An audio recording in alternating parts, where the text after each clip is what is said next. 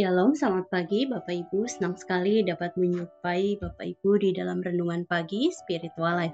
Bapak Ibu, pagi hari ini kita akan kembali merenungkan firman Tuhan yang diambil dalam Kisah Para Rasul 16 ayat 4 sampai 12. Saya akan bacakan bagian perikop firman Tuhan ini bagi kita semua.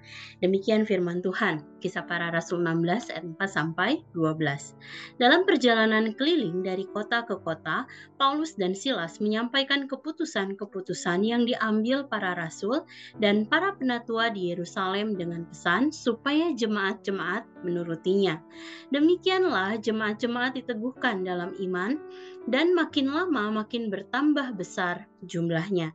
Mereka melintasi tanah Frigia dan tanah Galatia karena Roh Kudus mencegah mereka untuk memberitakan Injil ke Asia. Dan setibanya di Misia, mereka mencoba masuk ke daerah Bitinia, tetapi Roh Yesus tidak mengizinkan mereka. Setelah melintasi Misia, mereka sampai di Troas.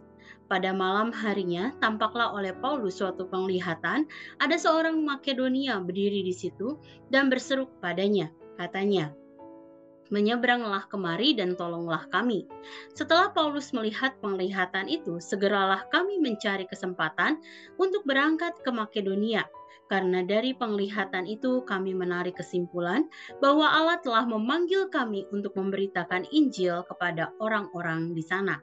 Lalu kami bertolak dari Troas dan langsung berlayar ke Samotrake. Dan keesokan harinya tibalah kami di Neapolis.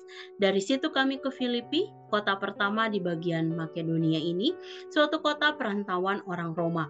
Di kota itu kami tinggal beberapa hari. Dan renungan pada pagi hari ini berjudul, Paulus menyeberang ke Makedonia.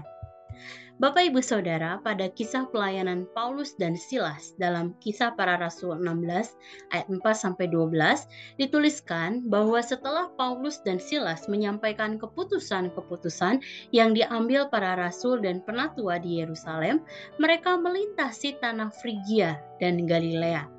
Hal ini mereka lakukan sebab mereka menaati bimbingan Roh Kudus yang mencegah mereka untuk pergi ke Asia. Perjalanan tersebut dilanjutkan dengan melintasi Misia dan akhirnya sampai di Troas.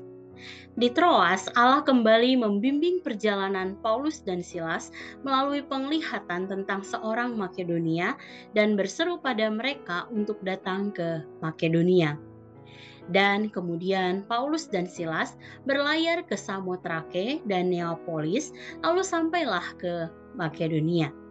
Saudara, kata mencegah dalam ayat 6 dalam kalimat karena roh mencegah dalam bahasa Yunani adalah koluo dan berarti melarang di dalam bentuk perkataan maupun tindakan.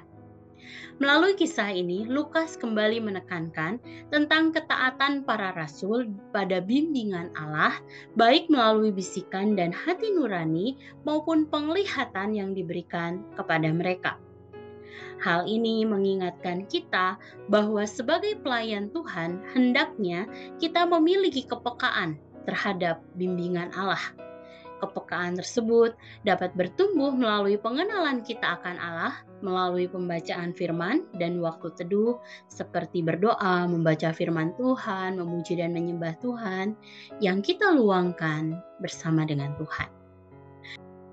Dengan demikian, setiap pelayanan yang kita lakukan senantiasa menyenangkan dan memuliakan namanya. Saudara, hal-hal yang dapat merusak kepekaan kita terhadap bimbingan Allah adalah ketika fokus hati kita dalam pelayanan bukanlah Allah, tetapi diri kita sendiri. Bisa saja motivasi kita saat melayaninya adalah karena kita memerlukan sarana untuk aktualisasi diri sehingga orang lain tidak memandang rendah atau bahkan memuji diri kita. Atau bisa saja motivasi kita dalam melayani Allah adalah karena diajak dengan paksa oleh orang lain dan merasa tidak enak untuk menolak, sehingga kita setengah hati saat melakukan pelayanan. Mari Hari ini kita kembali menumbuhkan kepekaan terhadap bimbingan Allah melalui waktu di mana kita membaca Alkitab, berdoa, saat teduh dengannya, sehingga kita dapat melayaninya sesuai dengan kehendaknya atas kita. Saudara, mari sejenak kita merenungkan firman yang baru saja kita dengar. Saudara, bagaimana dengan waktu-waktu di mana saudara berdoa, merenungkan firman Tuhan, memuji dan menyembah Tuhan secara pribadi?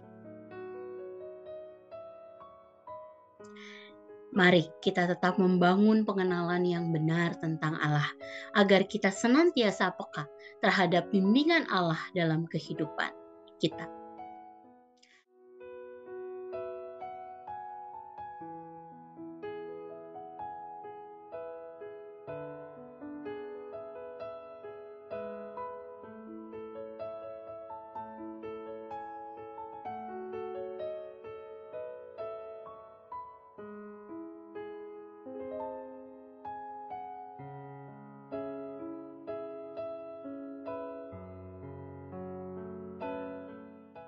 Demikian firman Tuhan hari ini. Mari kita berdoa.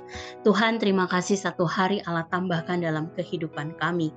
Mari terus Tuhan ingatkan kami untuk kami terus membangun pengenalan kami secara pribadi dengan Engkau. Sehingga kami semakin peka terhadap bimbingan-Mu dalam setiap langkah kehidupan kami Tuhan. Kami rindu seluruh kehidupan kami adalah tentang menyenangkan Engkau, adalah tentang memuliakan Engkau. Kami serahkan semua dalam tangan kasih-Mu. Kami percaya Allah menolong kami Tuhan dalam proses pertumbuhan kami untuk menjadi serupa dengan Kristus. Terima kasih. Nah, sebentar kami membaca sebagian daripada kebenaran firman-Mu. Tuhan, kami mau memulai hari baru ini bersama-sama dengan Engkau. Terima kasih. Dalam nama-Mu kami akan memulai hari baru ini. Haleluya. Amin. Selamat pagi saudara, selamat beraktivitas. Tuhan Yesus memberkati.